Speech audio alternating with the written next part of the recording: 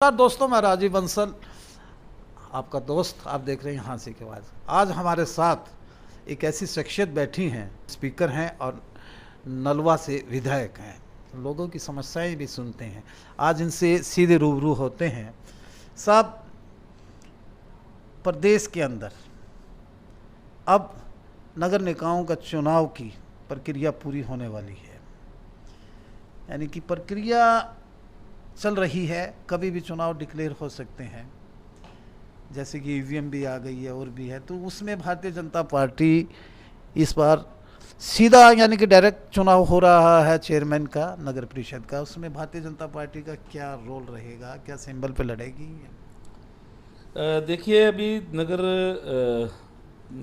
परिषद के, नगर पालिका के कई चुनाव होने हैं और प्रक्रिया अभी चल रही है। और मैं अभी आज 11 तारीख है, एक तो शायद कल ही था ना धारूहेड़ा का, और बाकी चुनाव भी होने हैं। अगर मैं हिसार की बात करूँ, वो उपचुनाव था यहाँ। अगर मैं हिसार की बात करूँ तो हाँसी का चुनाव भी अभी होना है, बरवाड़ा का भी होना है, और इसके साथ साथ अभी हमारी सरकार ने आदमपुर को भी नगर परिषद घोषित किया है। वहाँ भी अभी चुनाव जो है वो होगा। अभी उसका प्रक्रिया अभी बढ़नी है, सारे वार्ड वगैरह का परिसीमन तैयार होगा। हाँ, परिसीमन तैयार उसका है, चल रही है प्रक्रिया वार्डबंदी की। और जहाँ तक भारतीय जनता पार्टी की बात है, जो नगर पालिका हो, चाहे नगर परिषद हो, चाहे नगर निगम हो, उसके अंदर जो चेयरमैन का जो चुनाव है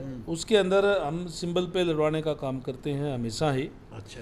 और वार्ड के जो पार्षद है नगर निगम के अंदर, तो हम हर जगह पे जो है निगम के अंदर सिंबल पे लड़वाते हैं। लेकिन जहाँ पार्षद की बात है, चाहे नगर पालिका का, नगर परिषद का, उसके अंदर अभी तक जो पार्टी ने निर्णय लिया है वो लोकल जो हमारे जो नेतागण हैं उन पे रखा है कि जैसा भी वो चाहेंगे, हमारे कार्यकर्ता या हमारे वहाँ के स्थानीय जो नुमाइंदे हैं उनके ऊपर छोड़ा है कि अगर वो चाहेंगे कि सिंबल पे लड़ना तो सिंबल पे लड़ेंगे। कब तक डिक्लेयर हो जाएगा? सब प्रक्रिया तो बहुत चल रही है इसकी। अभी इसमें चल रहा है कि मुझे लगता है कि जल्दी ही डिक्लेयर हो जाएगा और चुनाव की डेट भी जल्दी ही उसके बाद में आएगी। जनता पार्टी जो है अपने सिंबल पर हमेशा जो है वो चुनाव लड़ती है, चेयरमैन नहीं के तो कोई से। तीनों कृषि कानूनों को लेकर बीजेपी को बहुत यानी कि झेलना पड़ रहा है। जगह जगह किसान बैठे हैं और जहाँ भी बीजेपी का नेता जाता है उसको यानी कि रोकने का प्रयास भी करते हैं। और करनाल प्रकरण भी हुआ, मुजफ्फरनगर में भी एक बहुत महापंचायत हुई। तो इसके बारे में क्या कहेंगे आप? अब आप सारी चीज़ें सभी लोगों के सामने हैं। किसान आंदोलन जिस तरीके से चला था, अब वो कोई दूसरा ही रूप ले रहा है।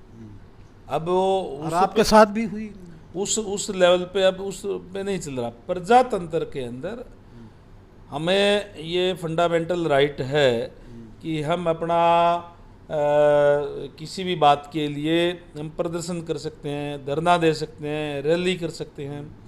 लेकिन ये अधिकार किसी के पास नहीं है कि आप किसी को अपना कोई अपना कोई प्रोग्राम करते हैं, कहीं जाते हैं, तो रोकने का अधिकार किसी के पास नहीं है।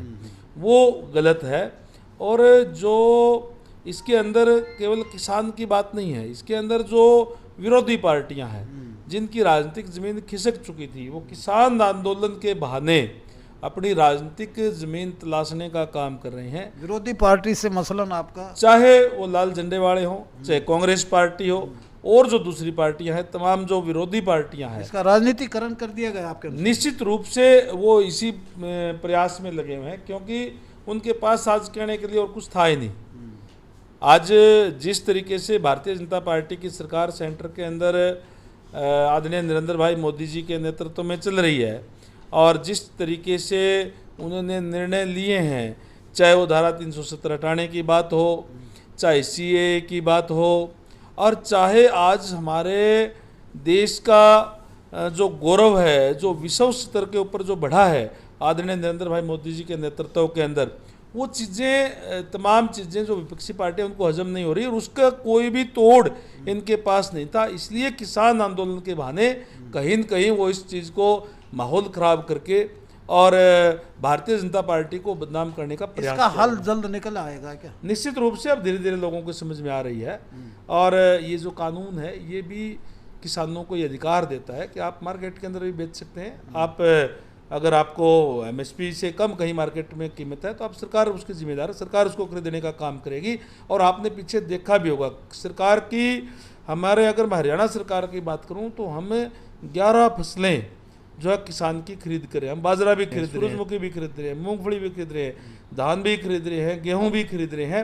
ये तमाम चीज़ें हम खरीदने का काम करें। हमारे पड़ोस के अंदर राजस्थान के अंदर कांग्रेस की सरकार है, पंजाब के अंदर कांग्रेस की सरकार है, इन्होंने कहीं बाजरा नहीं खरीदा। हमने किसान को मेरा लास्ट क्वेश्चन यही रहेगा कि ये जो किसान आंदोलन का है नगर परिषद और पंचायत के चुनाव पे इफेक्ट करेगा क्या? देखिए, ये जैसे मैंने कहा कि जो विरोधी जो लोग हैं वो जो करने लग रहे हैं वो अपना काम कर रहे हैं। इस बात का कोई वो नहीं है। चुनाव अभी अपने टाइम पर होगा।